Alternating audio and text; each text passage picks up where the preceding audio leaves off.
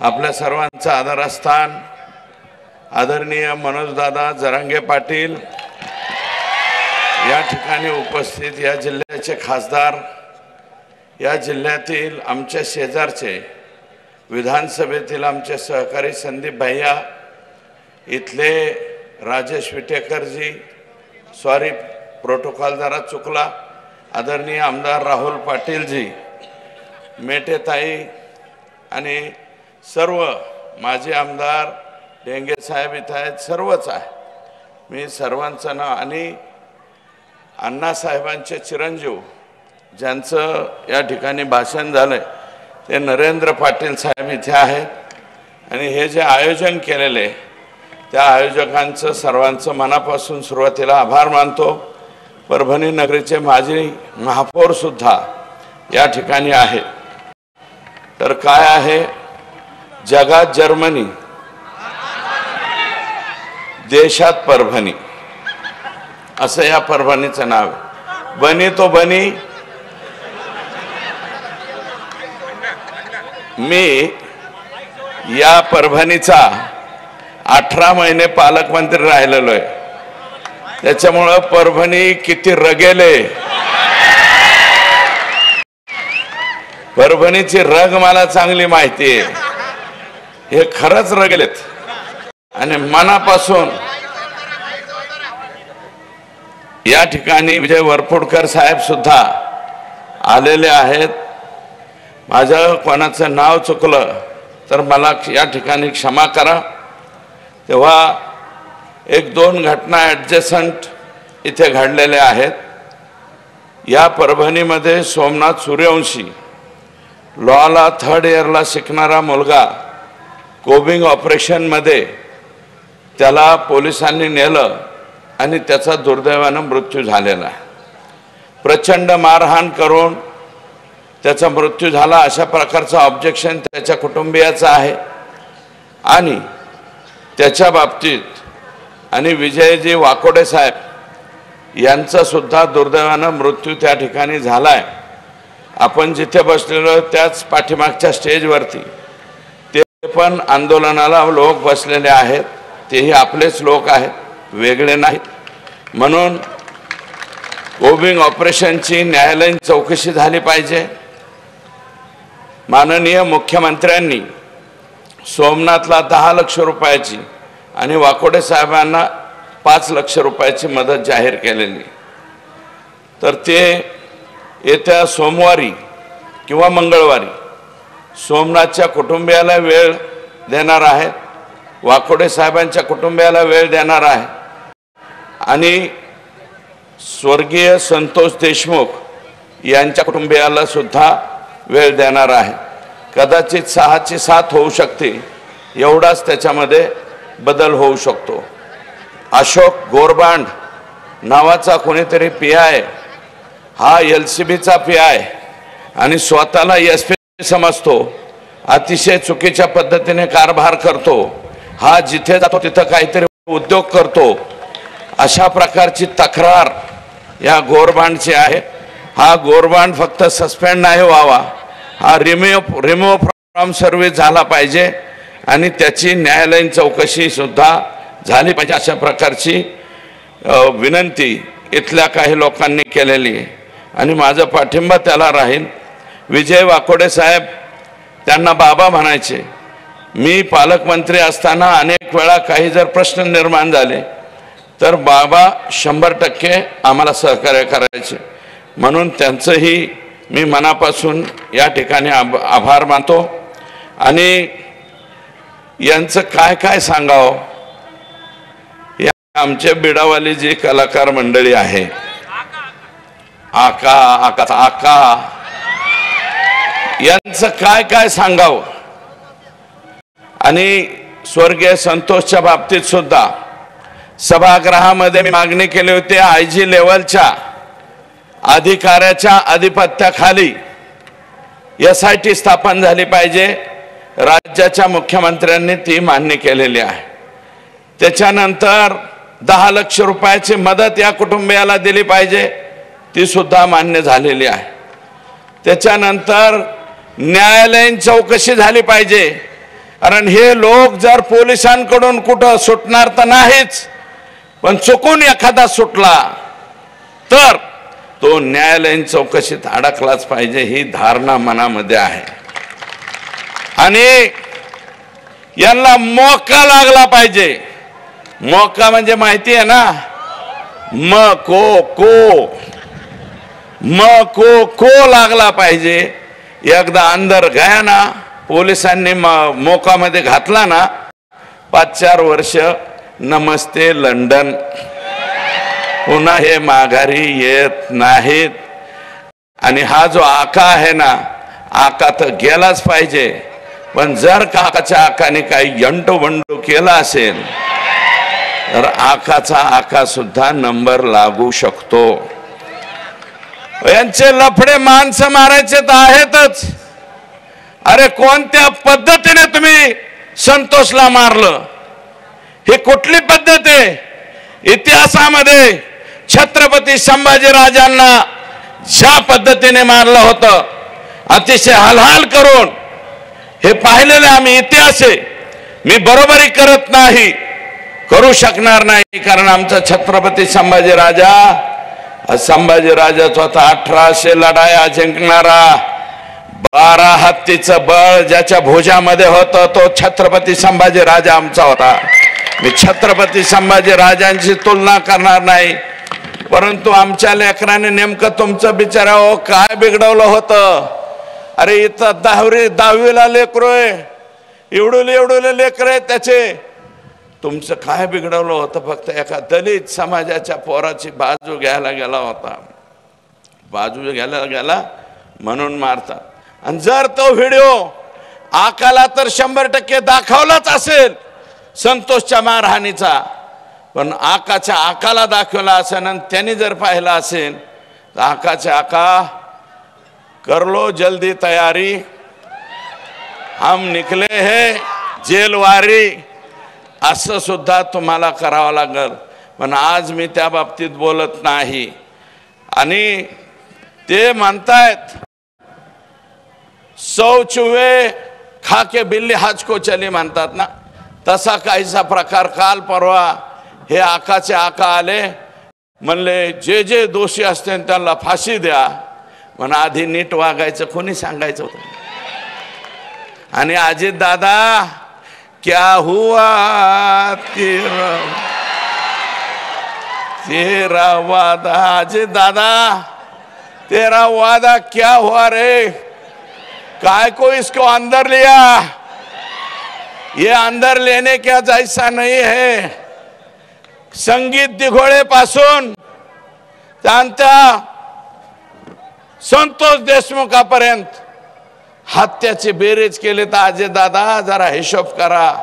आणि या हत्या कोणी घडवून आल्या, त्याच्या मागचा मास्टर माइंड कोण, कोणी हे उद्योग केलेत, हे जर तुम्हाला माहित नसलं तर परभणीला माणसं पाठवा, बारामतीचे माणसं पाठवा, बारामतीचे माणसं परळीत पाठवा, आमच्या इतर लोकांना सगळ्यांना बर का, एका समाजापुरतं नाही, इतर सगळ्या समाजाला काय वागणूक आहे, तिथं काय वागणूक मिळते 18 पगड जातीला, जीव मुठीत धरून बसताय. 200 500 कुटुंब शहर सोडून चालले. काही गंगाखेडात पण आले असते. गंगाखेडचे आमचे भाऊजी का नाही आले? वो रत्नाकर गुट्टे साहेब आज कुठं अडकले माहित नाही बाबा. डबल पॉलिसी हंता का काय, इकडे हमरे भी साथ उधर के भी साथ, उनके साथ नहीं है, वो भी हमरे साथ है. परंतु रत्नाकर भाऊजी हे वागणं बरं नव्हा. खुल्लम खुल्ला यायला पाहिजे, अंदर की बात नाही चाललं पाहिजे. हा सर्व पक्षीयांचा आहे. आणि मी तर अजित दादाला म्हणलो होतो, माझ्या पक्षाकडून मला संधी मिळत नाही, आमच्या मुख्यमंत्र्यांना काहीतरी अडचण आलेली दिसते, मला मिळत नाही. तुम्ही एक काम करा, प्रकाश दादाला करा. प्रकाश दादा सोळंके, तो भी ज्येष्ठ 5व्या टर्म आमदार आहे, त्याला करा. नसलं तर मी म्हणलं तर ह्या विटेकरला करा. राजेश विटेकर याचे वडील बी आमदार होते पूर्वी. राजेश विटेकरला करा आणि हे नसलं जमत तर म्हणलं बुलढाण्याचा कायंदे करा. कायंदे निवडून आला ना तुमच्या पक्षाकडून, घड्याळाकडून. अरे तुमचं घड्याळ नसतं आलं रे, आम्ही नसतो आलो. एक मागे बसलेली विभूती आहे, त्यांनी पटांगण केलं म्हणून आपण इथे येत बर का, नाहीतर सुट्टा खेळ झाला असता सगळ्यांचा. माननीय मुख्यमंत्र्यांचा काही संबंध नाही. माझं म्हणणं राजेश विटेकर तुम्ही सगळेजण जा, बिन मंत्र्याचा राहू द्या आमचा जिल्हा बरं का, तुमच्या पक्षाचा. तरी बी लोक खुश होते, नाही तर लोक क्या हुआ तेरा वादावर येणार आहे आणि तो वादा अजितदादालाच मागणार. पीक विमा 40,000 हेक्टरवर भरलाय परभणी जिल्ह्यावर. राहुल पाटील साहेब तुमचा मतदारसंघ सगळा शहरी. माझी विनंती आहे बघा शहराच्या सुद्धा सगळ्या प्रॉपर्टी रजिस्टरवर विमा भरलाय का नाही बघा. आणि राजेश विटेकरला माझं म्हणणं आहे, राजेश विटेकर तुमच्या एकट्या तालुक्यावर सोनपेठ तालुक्यावर 13,190 हेक्टरवर रामनाईक तांडा, अमका तांडा, तमका तांडा. अरे तुम्ही बंजारा म्हणून घेता, बंजारा भाऊचा तांडा, रामनाईक तांडा, गव्हर्नमेंट तांडा, इलेक्शन पुरतं एवढी आजो एवढी, आणि इलेक्शन म्हणलं की जावडी आजो. हे आमचे बंजारे ऊस तोडायला बाहेर जातात. त्याचा फायदा घेऊन परळी तालुक्यातल्या लोकांनी सोनपेठ तालुक्यावर 13,190 हेक्टरवर विमा भरला का नाही? आमदार दाखवला का नाही? मग तुम्ही प्रेस घेऊन सांगितलं का नाही? म्हणजे याचा अर्थ राजेश तू कुणाच्या तरी दबावाखाली आहेस. अरे रग्गेल वागायचं, रग्गेल लोळा पांगळ्यासारखं वागायचं नाही. आयुष्यभर शेळी म्हणून जगण्यापेक्षा एकच दिवस वाघ म्हणून जगलं पाहिजे. ती औलाद आपली आहे असं आपण जगलं पाहिजे. तू कस काय नाव घ्यायना मी वाट बघतोय. राजेश विटेकर पत्रकार परिषद घेतोय का नाही? अजून घेतली नाही. तुम्ही घ्या आणि नसली तर वरपुडकर साहेब तुम्ही तरी घ्या.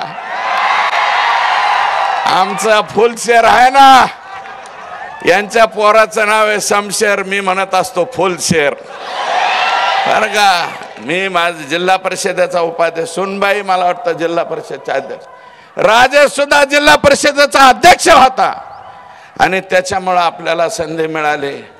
40,000 हेक्टर वरती पूर्ण जिंतूर सगळीकडे विमा कोणी उतरवलाय?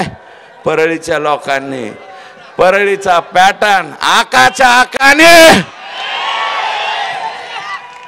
बीड मध्ये 79,000 हेक्टर सापडले. 79,000 हेक्टर. धाराशिव हा हे धाराशिव मध्ये 3,000 हेक्टर. लातूर मध्ये सापडला 20,000 हेक्टर आता काल परवा. आणि लातूरच्या तरपट्ट्यांनी काय केलंय? लातूर मधला जो परळीचा सुरेश रामचंद्र धस नावाचा माणूस आहे त्याने लातूरात विमा भरलाय, जळगावात भरलाय, वर्ध्यात भरलाय, इकडं याच्यात म्हणजे अमरावतीत भरलाय. एकाच माणसाने 8-8 जिल्ह्यात विमा भरलाय. आता नवीन नवीन कागद पुढे यायला लागले. अरे तुमच्या स्वतःच्या जमिनीवर दुसरे लोक आणून विमा भरणं हा नवीन पॅटर्न ह्या परळीवाल्यांचा. आणि दादा क्या हुआ? दादा हे काय केलंय तुम्ही? हे कसं ठेवलंय? आणि हे सगळीकडे माननीय मुख्यमंत्र्यांचं मी आभार मानतो.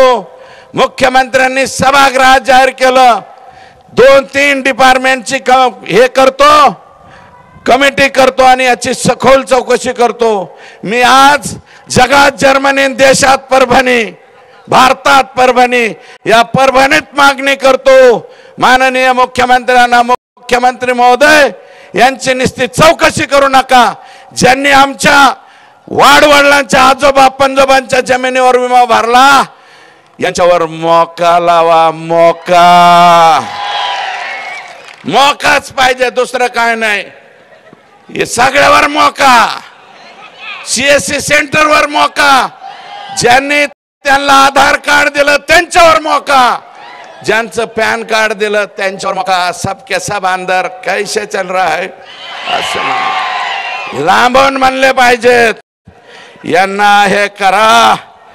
परभणी, लातूर, जालना, त्याच्यानंतर आपल्या संतोषची न्यायालयीन चौकशी होणार आहे। पण माझं मत आहे असं, विटेकर साहेब तुम्हाला माझी विनंती आहे, आमच्या मनोज दादांनी आंदोलन केलं, आम्हाला एकटं पाडण्याचा तुम्ही प्रयत्न केला, तुम्ही एकटं नाही, आता एक नवीन घोषणा काढायला पाहिजे मला असं वाटतं, एकच पर्व हे दोन नेते यांचा समाज सुद्धा नाही, एकच पर्व हे दोन नेते सोडून सर्व बाकी सगळे जाती धर्माचे लोक हे आपले समजायचे, अशा प्रकारचे आपल्याला या ठिकाणी विनंती करतो। आणि राखेचं 10 जून 2021 ला एक मी मनोज दादा यांचं पोस्ट पाहिली आणि ती पोस्ट काय होती, राखे परळी शहरामध्ये राखेचा प्रचंड त्रास होतोय आणि त्याचा निपटारा करण्यासाठी आकाचे आका यांच्या अध्यक्षतेखाली एक बैठक लावली आणि त्या बैठकीत बसलेले लोक, आणि आता मी माहिती घेतली त्या राखाची, मला वाटतं परभणी जिल्ह्याच्या सोनपेठ पोत सुद्धा डोळ्यात भरायला येत असेल, ती राख येते का नाही, गंगाखेडात सुद्धा राख येते, परभणीत सुद्धा येते, हैदराबाद पर्यंत हे घेऊन जातात, उघडी घेऊन जातात आणि ते खाली उतरते, लोकांच्या डोळ्यात जाते, त्वचेचे आजार होते, कुणाच्या फुफ्फुसाला आजार व्हायला लागले।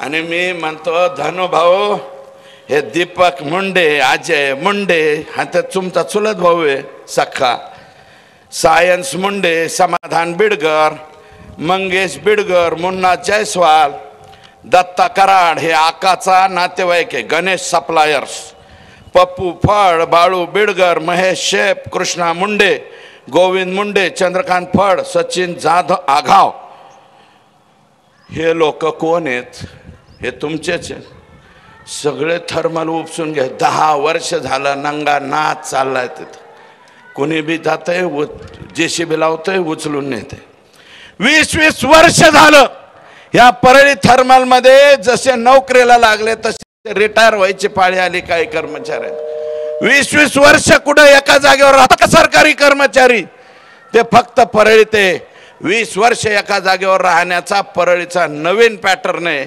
हा पॅटर्न महाराष्ट्र राज्याने स्वीकारावा अशा प्रकारची विनंती राज्याचे मुख्यमंत्री दुसरे एकनाथराव शिंदे साहेब उपमुख्यमंत्री आणि अजितदादा उपमुख्यमंत्री यांना त्या ठिकाणी हे बोलावं अशा प्रकारची विनंती करतो। आणि बिंदू नामावलीची मी बीड जिल्ह्याची मागणी केली, तसं परळीत सुद्धा काहीतरी गोंधळ आहे, म्हणजे परभणीत सुद्धा गोंधळ आहे, परभणी जिल्ह्याची सुद्धा बिंदू नामावलीची मी इथं मागणी करतो। आणि तुम्हाला सगळ्यांना माझी विनंती आहे, लोकांनो, बिंदू नामावली काही लोकांना कळणारच नाही, मी इथून गेल्यावर कळेल, माझी विनंती राहील की आता स्वतः मनोज दादा बोलणार, मी अधिकचं भाषण करणार नाही, फक्त एकच विनंती ठेवतो, आज ज्या तडपेने ज्या तत्परतेने तुम्ही इथं आलात शेवटपर्यंत, म्हणजे राष्ट्रपती द्रौपदीताई मुर्मू